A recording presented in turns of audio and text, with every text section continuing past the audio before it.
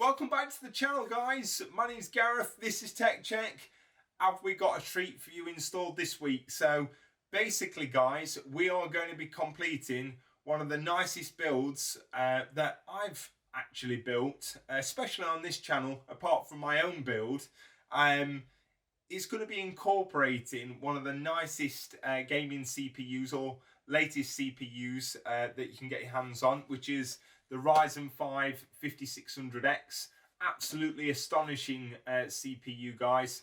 Not only that, but we have got latest GPU as well, which is the ROG Strix 3060 12 gig card as well. So I'm so excited to actually be able to, there you are, I've smelt it, I've touched it. I'm not going to do a tech source and lick it though, so I am really excited to actually see what this card actually looks like and test the performance on it as well, so we will definitely do that.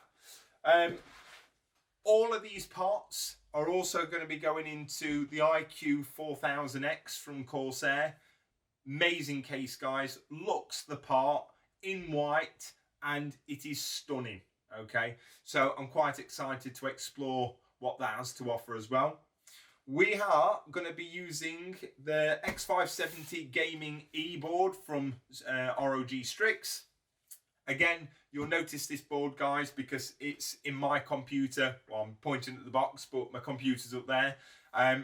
Tons of connectivity, M.2s, loads of PCIe lane support, Wi-Fi, you name it. It's got everything that you would want, okay? So the only reason why I went for this one rather than the Cross Hero was primarily it was out of stock and it offered a significant cost saving as well. So this will do everything that a mega premium board would do, but just at a cheaper cost, really, okay?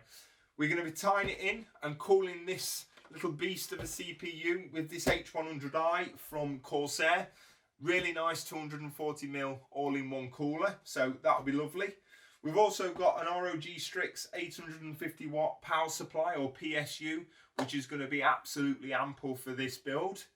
We have also got 4 QL120s, which will work perfectly with this iQOO Commander Pro and this LED lighting pro kit from Corsair. For storage, we've got our boot drive, which is going to be a 970 Evo Plus, which is going to be absolutely perfect. Really quick drive that, guys, especially for having your operating system on and your day-to-day, should we say, games that you're going to be playing. Ample space there. It's a 500 gig drive. For mass storage, we've got this PNY. It's a CS3030 M.2 drive, 2 terabyte drive. So it's going to not be as quick as this 970 Evo Plus, but it's definitely going to be faster than a standard SSD and obviously HDD as well. We're going to be tying it all in, guys, with these white cable kit from Cable Mod as well. So managed to get these a little bit quicker than what mine actually came, which is a massive positive.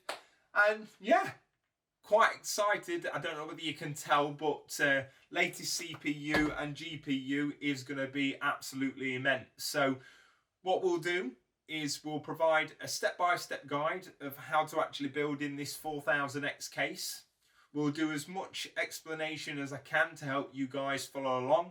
If you find any value in the video whatsoever, please subscribe to the channel. We're making some fantastic headroom into that 1,000 subscribers. Leave a thumbs up, and if you've got any questions, leave them in the comments section down below. So, without further ado, let's build. So then, guys, first step, we've got all our parts. I would highly suggest clearing as much of your workspace as physically possible, taking out your motherboard out of its anti-static bag, popping it on top of the motherboard's box, because this is the cleanest and safest position for your motherboard. You don't want to damage the back of your board, or even more so with the pins on them on your nice new table.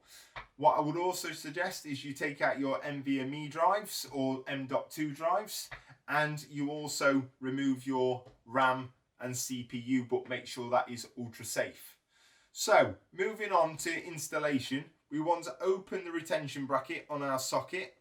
We want to get hold of our CPU, and this is a Ryzen 5 5600, the latest and greatest, one of the best gaming chips there is out there. And this will do, for the 99% of people, this will do everything that they will want it to do. Okay, some very good IPC improvements, and the clock speeds on Ryzen 5000 CPUs are absolutely amazing. So what I would suggest is the triangle on the CPU at the bottom corner, you match that up with the triangle on the CPU socket.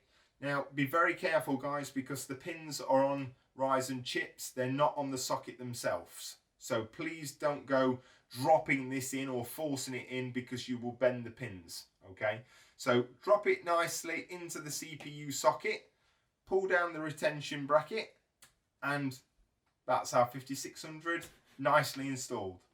Next step is to open our DIMM slots on our RAM slots. We can pick up one of the DIMMs of RAM, and we will see there is a slight groove in this DIMM slot here, and it's closest to this side than it is this side. So what we're trying to do here is we're trying to line up that groove with the groove on the DIMM slot itself. Now, before we go installing these, there is a particular order you need to follow, and each motherboard, well, majority of motherboards are the same. You start with the outside slot, you will fill that slot, then miss a slot, then fill the third slot, and then miss a slot. Unless you've got 4 DIMMs of RAM, and then you would populate all 4 DIMM slots. Okay, so I find it easier to put one side in first and then the other side. You can gently press it down until you can't press it down any further. Put one finger on either side, and we're listening for a click. There we go. So same with the next one guys. All we need to do is pop one in into the third slot like that. Press it slightly down, and then there we go. They are nicely installed. You want to make sure guys that you're making use of dual channel memory by using and populating slot 1 from the outermost side and slot 3 coming in.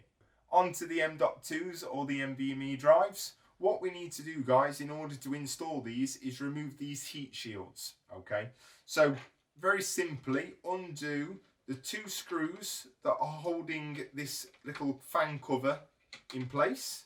1, 2, pop them there, and then this should be able to be picked up, if it will come up. There we go, and we can pop that down just here.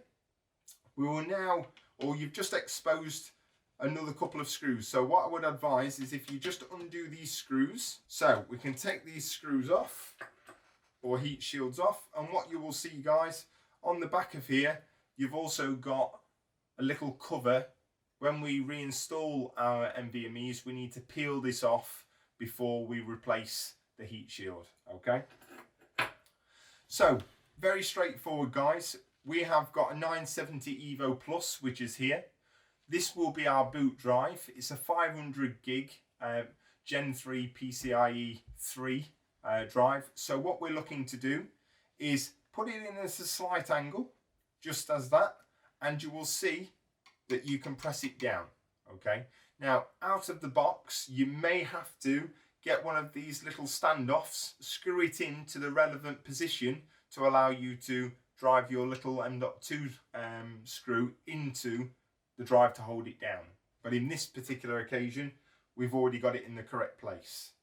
So the smallest screw in the world, slightly screw it in, there we go, and then you can let go, and then you just need to finish it off. You don't need to go mega tight on these either guys, because they are also being screwed down and held down by that NVMe shield or M.2 shield.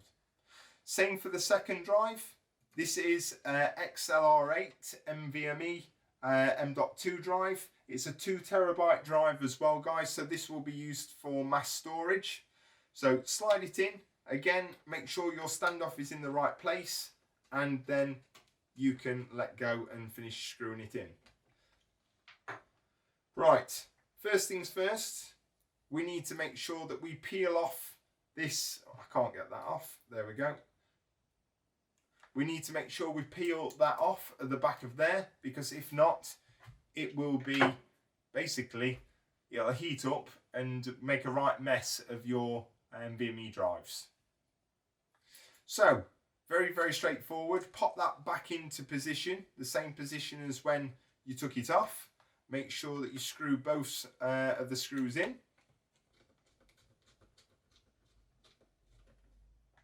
Fantastic. Right, moving on to the fan cover. Pop that back into position, and even smaller screws.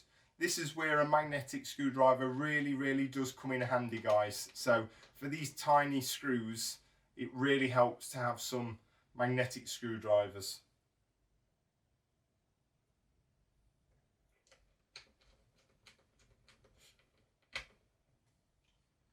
And there we have it. So we have got our RAM, which is correctly seated in the correct slots. We've got our nice 5600X nicely installed as well. We've got our boot drive on the uppermost NVMe drive slot, and then we have got our mass storage drive on the bottom slot. The reason why we put our boot drive on the top slot is because there is more PCIe lanes from the CPU to that top slot, therefore giving you faster boot times and basically overall better performance. So I'll just show you what it looks like from this angle, and I'm sure you'll agree, guys, this X570 gaming e-board from ASUS, not only is it going to perform fantastic, but it's also quite the looker as well. So then, guys, next step is we need to put our motherboard inside of our case, and let me tell you guys, today we're using the 4000X from obviously Corsair. So this is a case that I've been really excited to build in. Not only has it had some tremendous reviews, but aesthetically I think it's a really pretty build or case. So what do you get? You get a tempered glass side panel. Obviously with the 4000X it comes with a tempered glass front panel as well. You've got loads of versatility, so it can fit a 360 rad at the front and a 280 rad at the top. It comes with PSU shroud down the bottom, and the real pinnacle of this case is the cable management, okay? And I'm sure when I'm building it I'll go through some of the future, well, the further features as well, but yeah, lovely white finish on this case, and I like the grey at the front accents as well. So yeah, let's get building. So in order to get into the case, guys, we need to undo these two captive thumb screws at the rear. What we should be able to do then is press slightly to the side. There we go. And just be careful, guys, because this glass side panel is quite heavy. We'll also do the same with the rear as well. So the two thumb screws. Just remove this filter off the top here, guys, as well. And let's just take a quick look at what we got. Yeah, it's nice. So what we got round the back. So this is what I'm talking about in terms of cable management already, guys. So it's got some beautiful little channels that you can obviously utilize. It's definitely got just under probably an inch from the inside tray here to the outside panel. So you've got plenty of room for obviously those RGB. So Corsair's obviously thought that this case is going to be stacked out with RGB, and I'm hoping we're not going to disappoint it. So loads of storage facilities down here for your 3.5 inch drives, and then we've got two positions where we can put our SSDs on the back. Plenty enough room for quite a large PSU at the back as well. So yeah, let's go. So what we've got to do here, guys, is make sure we can try and keep our fingers off the back of the motherboard, okay? So try and hold it so you're not touching it as much. We want to be lining up the holes on the motherboard here, okay, with the standoffs which are located inside of the case, okay? So nice and gently lower it into the case. We need to match the IO shield with the back of the case also. That looks pretty good to me. There we go, it's in position. There we go. Right, what the next step is making sure that we've utilised the correct screws. And when I mean the correct screws, guys, we need to be utilising these screws here. We don't want to be using the wrong ones, because if not, you'll be messing up the threads on your standoffs. So do the most awkward ones first, and I would highly recommend a magnetic screwdriver as well, because these tight spaces are a nightmare. So pop it in, and then we can just screw it in. We don't want to go OTT when we're screwing it in either. We don't want to damage the board. I always tend to do the outer ones first, the most difficult ones, and that way you know that you've got a little bit more room to work with. If you followed along, you should have 8 screws plus a centre pin. So what we're going to move on to now, guys, before we install the AIO, is we're going to just connect our front panel connectors. Okay, and this is normally the pain in the arse that everybody hates doing, because they normally get it wrong. Okay, so all I've done is I've routed my cables. We've got our USB type C here, we've got our USB 3 here, and we've got our HD audio, which is here. Okay, plus our power button, reset button, power LED lights, etc, etc. So what I'm going to do is I'm just going to swing this camera around, zoom in, and show you where these particular connections go, and show you how to connect them. So what we've got here, guys, is we've got our USB type C. We just need to make sure that we are, I can't see it there, but we can push it into our type C connector. There we go, and that's that one in. And then we'll tighten, or we'll move these cables to make it a little bit more appealing to look at just afterwards. Okay, so moving on to our USB 3, you'll notice just on this connector here, there's a slight groove on the top of this connector. We need to be making sure it goes into our USB type 3, which is just down the bottom here. So orientate your cable to make sure that it's a little bit more malleable.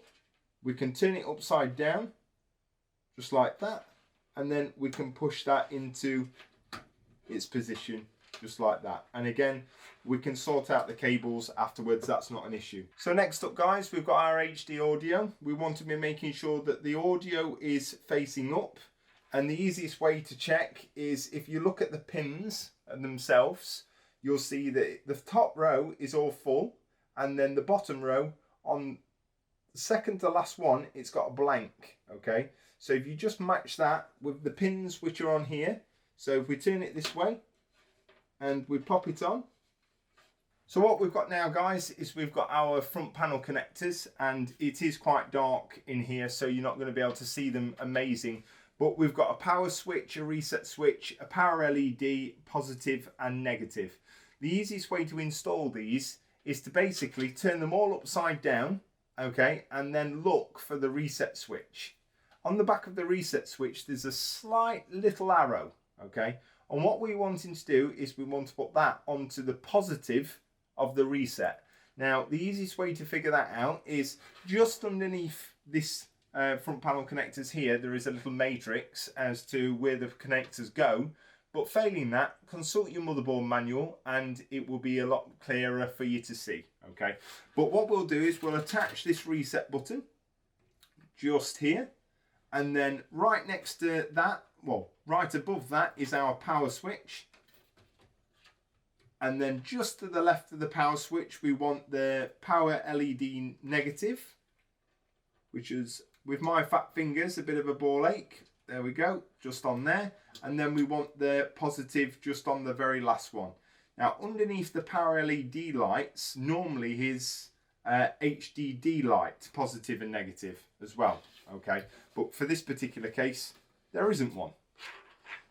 So hopefully that will show you where to put these actual cables and make sure that when you press the button to turn it on, it all works. So guys, what I've been doing in the last 10-15 minutes off camera is I've just been doing a little bit of cable management behind the back of the case, and I must say this case is a dream, guys. It's so easy. This channel here with these tie down points are absolutely phenomenal. They've obviously put the RGB hub in a prime position there as well, so obviously you can route your cables out to it. So all we've got now then, guys, okay, is I've connected fan number 4, 5 and 6, which will be 4, 5 and 6 on the front, I've got fan number 1, which is at the back here, and then I've got the 3 power cables which will need to go to our Commander Pro. Okay, so again, what I'll do is I'll run through the connectivity of the Commander Pro and the RGB, because I know that's something that causes everyone a bit of a heartache. So ideally, it's simply just a USB connection from the RGB hub into the Commander Pro.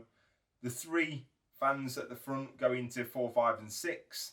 Number 1 is the rear fan, 2 and 3 will be the AIO, and then all we've got to do is put all 6 PWM headers into our Commander Pro, and then that will connect via a USB 2 header to the front of our motherboard, but I'll talk through that in a minute.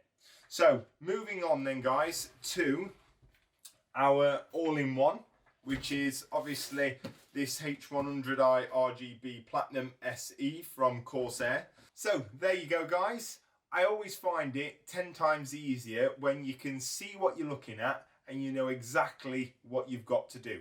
Okay, so take off all your rubbish, or take off all your wrappers, get rid of all your rubbish, have a nice clean empty surface so you know what you're looking at. Okay, so what I would ideally ask you to do is make sure that you've got all the screws that are required for the fittings, you've got any cables that are required, and your fans are all ready to rock and roll. Okay, so let's just have a look at this H150i.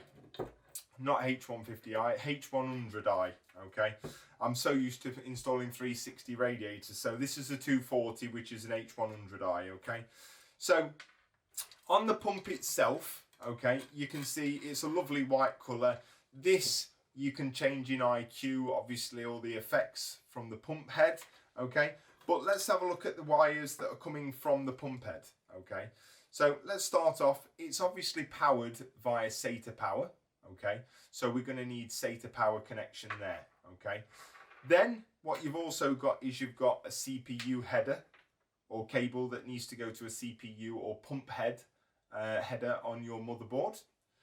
You've also then got 2 RGB connections where the fans that attach to this particular radiator, you need to put each one of their RGB connections into these 2 headers here. Okay, you've also got 2 PWM connections as well. Okay, what we will do then is, once we've connected all that, we need to install the power for the RGB and how to control it. Okay, so this clicks into the side of here, and then this will run to our Commander Pro or to a USB 2 header on our motherboard.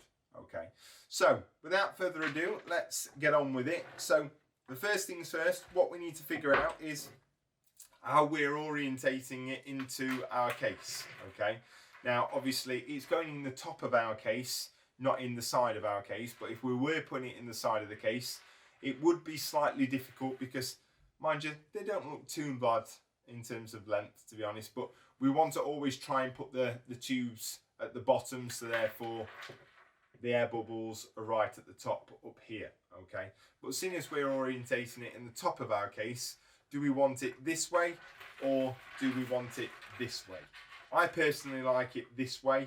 It means then we can keep the cables kind of short and we can put it on just like this. Okay, so with that in mind, we are in a push configuration. So if we put our radiator down like this, we know that this side here, okay, is going to be at the back of the case. All right, so if we grab our fans and we want to make sure that the cables are coming out the back end, and we've got the fan as an exhaust fan, yeah, so you've got the X facing down towards the radiator. Okay, if we do the same for both of our fans, like so, fantastic.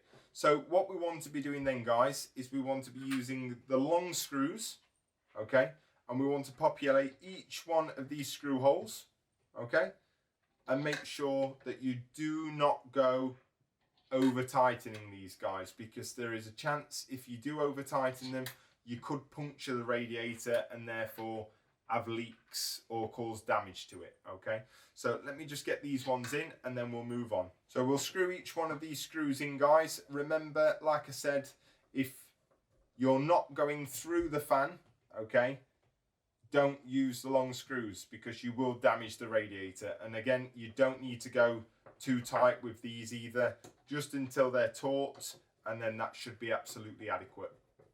Let me get these ones on and I'll be back in a second. So next thing to note, guys, is we need to make sure that we have installed the correct brackets onto the pump head as well. Okay, so in my case, we're installing the AMD brackets, but in the box you will find the Intel 1151 bracket. You'll also have a TR4 bracket for Threadripper, etc, etc. So just check the instruction manual and make sure that you've installed the correct bracket onto the pump head, and that's done by just simply pushing them on from either side.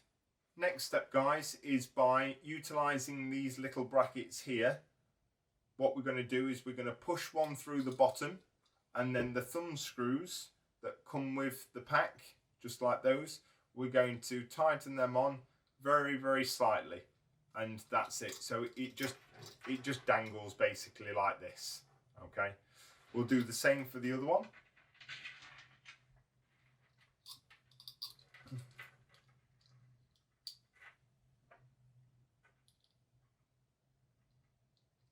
So what we're going to do now, guys, is we're going to mount the radiator to the top of the case in the orientation in which we mounted the fans. Make sure that the fans are coming out this side, okay? And that way we're going to be making sure that it's installed correctly. We need our screws to go through the case into the actual radiator. Remember, please use the small ones. Do not use the big ones or you will cause damage, okay? So it's as simple as lifting everything up, popping it inside of the actual case itself. You may find it easier to actually push through the cables of the RGB fans first, because if not, you may struggle to actually get them through. So all we're going to simply do now, guys, is literally just utilize these screws here, make sure they've got washers on, and then we can supply 8 of those into the top of the case to secure it and hold it in position. And we're not tightening these down all the way, guys, either, because we want to be able to move it and position it into a place where we feel comfortable with it. So guys, once you've installed the radiator at the top of your case and you've identified where you're actually going to be fixing it down, go ahead and do that. That way it's not sliding all around. What we need to do then is we need to attach the RGB cable to the side of the pump. Like that. And then all of these cables off of your pump need to actually go through the back and be routed to be able to connect to each other. Okay, now it's going to be a bit of a faff to do that whilst I'm doing this now. So the first thing to do, guys, is to apply a pea-sized shape of thermal paste to your CPU, and then what we need to do is we need to hook this particular hook here over the top of the hook on the actual motherboard, and then once we've got the bottom one, we can then tighten it with our finger and thumb. Okay, but before we do that, I want to make sure that these cables can go through the back, be routed quite nicely, and then we know how much play we've got with regards to the cables. So guys, once you've actually attached your pump to your CPU, then you need to attach your CPU header, which is just located just above the pump. Okay, there's CPU optional 1, CPU header, and then there's the AIO pump header as well. Any of those 3 would be sufficient. It doesn't really make any difference, but I always try and get it on the CPU header if possible. So what I'm going to do now, guys, is start connecting the back of these cables here. Okay, so you think, oh God, what a mess, but it's not that bad. Okay, it's really not that bad. I don't want to tie down any of these cables until we've confirmed that, number 1, everything works and everything turns on, because there's nothing worse. You get all your tie clips in place and you get your cable management absolutely perfect, and then you go to turn it on and it doesn't work. So what we need to do now, guys, is just attach these cables at the back. Fan number 1 RGB connection needs to go into number 1 on here, so we can put that in. There we go, that's number 1. And then fan number 2 RGB connection can go into number 2, labelled there. Right, so that's our RGB for our fans on our radiator sorted. We now need to connect our PWM connections. So let's just sort these out. That's number 1. And where's number 2? Number 2 is there. Right, so again, do the same thing, guys. Try and keep everything untangled if you can. I know it's a nightmare, but number 1 and number 2. So this one's number 2. So we're going to pop that into this one here. There we go. And number 1, where have you gone? There he is. Here he is. And then we're going to pop that into number 1. There we go. So essentially all we've done, guys, is off our 2 fans on our radiator, we've put fan number 1 power there, fan number 2 power there, so that's our PWMs. We have got RGB number 1 and RGB number 2 there. So that's our RGB and our power to our fans sorted, okay? We're going to power the pump and the fans via SATA power, which is fine. And then that pump is going to be, the RGB is going to be controlled via this USB 2 connection here, okay? Now that, like our fan hub, RGB fan hub here, is going to be plugged into our Commander Pro, all right? So let me get the Commander Pro out. Let's keep some of these cables to a minimum, and what we'll do is we'll hook up the Commander Pro, get all of our connections sorted, and then we'll enter the power supply. So guys, once you've took out your Commander Pro, obviously Commander Pros can have 6 PWM headers to it. It can control 2 USB 2 ports, 4 temperature cables as well, plus 2 LEDs as well, guys, okay? So we'll attach our LED extension kit from Corsair at a later stage once we've done all of these connections. So first things first, attach some 3M tape to the back. And what we're wanting to do, guys, is we're wanting to attach it somewhere around here, so that, in fact, do I want the USBs? I want it this way. That way I can run everything down. So what we're wanting to do, guys, is attach it to the case somewhere around there. That'll do nicely. First thing I'm going to do, guys, is I'm going to attach all the fans. Now the fan power PWM connections do not need to be in any relevant order, okay? So we can just go ahead and start attaching these PWM connections. As long as all the fans have connections, it makes no difference whatsoever. Right, so let me just quickly run down here, guys, what we've actually got, okay? So the first 3 front fans are connected, they're RGBs in number order. So we've got number 4, 5 and 6. So that's number 4, 5 and 6 on the front. So RGBs coming from there, okay?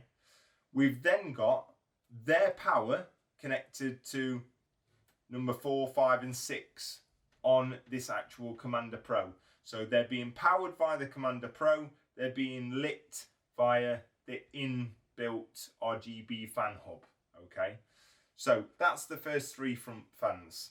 The rear fan is into number 1 on the actual Commander Pro, so it's getting power from the Commander Pro, and it's into number 1 on the actual fan hub or the RGB hub as well, okay? Fans number 2 and number 3, which are attached to the radiator, they are just in this bundle here, but all we needed to do was we attached their fan PWM connections to these extenders, and then we put the RGB connections into the other extenders, and that's all of this here, okay? That then is going to be controlled via a USB 2 connection, which is going from the pump head to the Commander Pro. The Commander Pro is then connected to a USB 2 connection on our motherboard. Okay. We've also got a USB 2 connection from our fan hub or our RGB hub into the Commander Pro as well. And then the Commander Pro is plugged into a USB 2 header on our motherboard. Okay, so we should be able to control the fan RGB hub here, plus our AIO, plus the Commander Pro via IQ in Corsair software. Hopefully that's explained it, but in relative terms, it's pretty straightforward.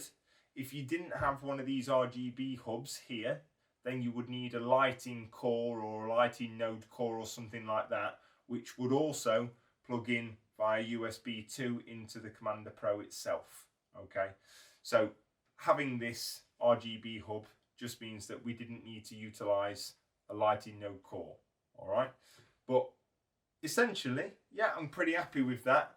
Obviously, the AIO is going to be connected via SATA power and powered by SATA power. The Commander core is going to be powered by SATA power, and then obviously we've got another SATA power connection down here for the fan hub as well. Okay, so hopefully 3 SATA connections and we should all be up and running. So the next step, guys, will be to install the power supply, and then what we can do is once that's installed, I would like to basically make a test run just to make sure that everything turns on, and if so, then we can start sorting out the cable management at the back. Right then, guys, next up is this stunning white PSU from ROG Strix. Now, it is an 850 watt power supply, and to be fair, yes, it's a little overkill for this particular build, but if the customer actually ever wants to upgrade to a 3070, a 3080 or something like that, even a 3090, this 850 watt power supply is going to be absolutely fine. Now, it is 80 gold plus certified as well. It's got some axial design fans on the PSU itself, and it's fully modular as well. So we've got full versatility of whatever cables we want to use. So what we're going to do, guys, is we're just going to open it up, have a quick look at what comes with it, and then we're going to get it installed into the case. So guys, there we go. This is our ROG Strix 850 watt power supply, obviously in white. It's a really pretty looking power supply as far as power supplies go. It's got that axial design fan, which is on the inside. You've got a shed ton of connectivity on the back. Obviously, there's plenty of ventilation on both sides and obviously on the front. And the main thing is that obviously it comes with a silent fan option as well, 0 decibel fan as well. So, like I said, 850 watt, 80 plus gold certified, and it's an absolute stunner. So, obviously, as far as power supplies goes, it's pretty nice. So, what we're going to do, guys, is we are just going to connect the cables that we require in order to power everything in this system. So we've got our standard 24 pin, which is there. We've got our 8 pin for our CPU, plus we need another one for our 4 pin for our CPU power. And then we require 2 PCIe cables as well for our graphics card. And then we also require a SATA power cable to connect to our pump head, to our Commander Pro, which is here, and to our RGB hub, which is on the back as well. So what we'll do, guys, is we'll just hook all these up into the back of the power supply, making sure that the CPU ones go where the CPU ones say. Obviously, the peripheral ones or the SATA power connections go where they say as well. It clearly identifies that the CPU ones go up here, the IDE, the SATA power ones or Molex ones go down there, and then the 24 pin one goes just here. Okay, so just make sure that you are putting them in the correct slots as well, guys. All right, so let me get these connected and then we'll get it into the case. One other thing to note here, guys, as well, that you will notice that on the actual power cables themselves, you will have a side that says PSU and then on the other side it will say CPU or SATA. Okay, so just make sure that you are plugging where it says PSU into where it says PSU onto the back of the power supply. So that's our 2 CPU cables. We'll put our SATA power connection in, which says up here, upside down. There we go, that's that one. And then we've got our 24 pin.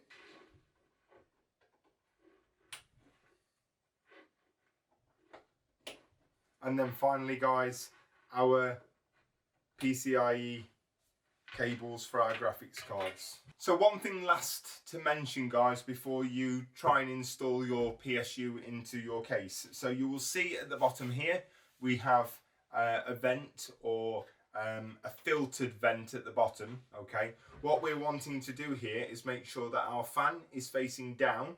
It's orientated, obviously, the correct way, and then we can position it into the case.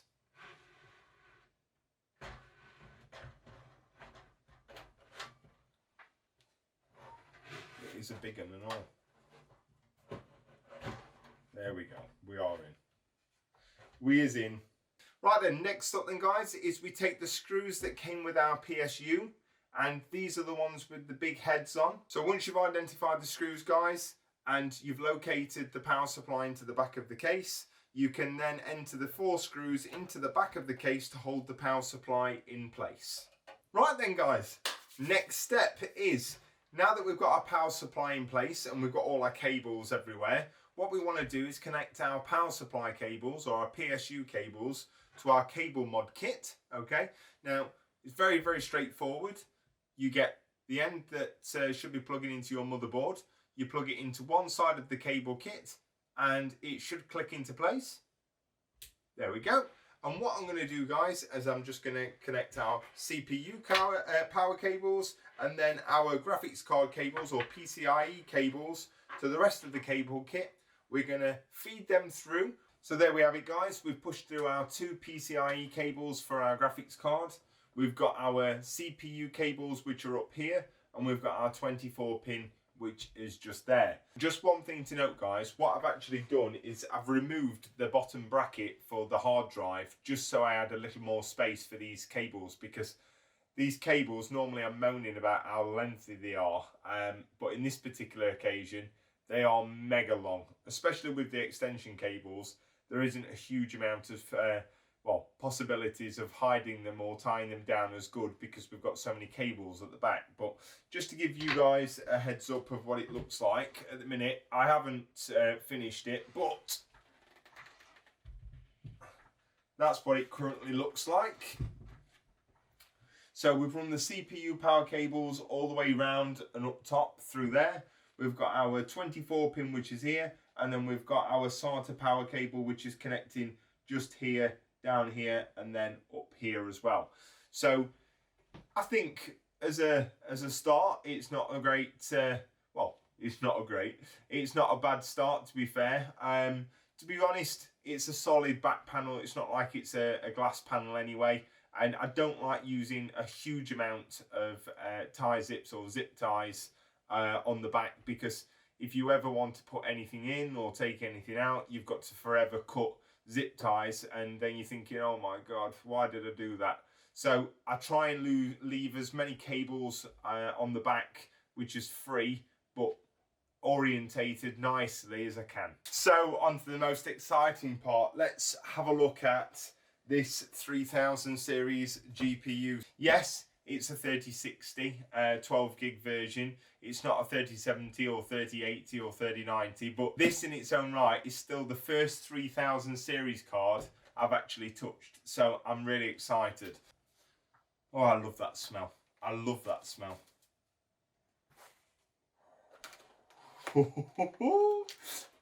It's a big boy. Jesus Christ.